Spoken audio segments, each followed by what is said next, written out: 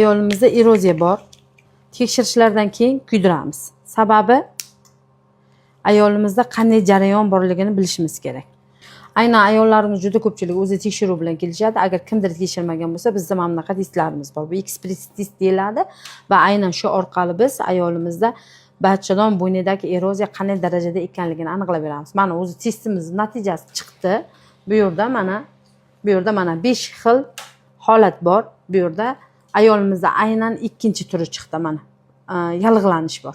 Agar qanaqadir nima deydi, onkologik kasalliklar bo'ladigan bo'lsa, mana bunday qilib qorayib ketish kerak bo'ladi mana. Ikkinchisi.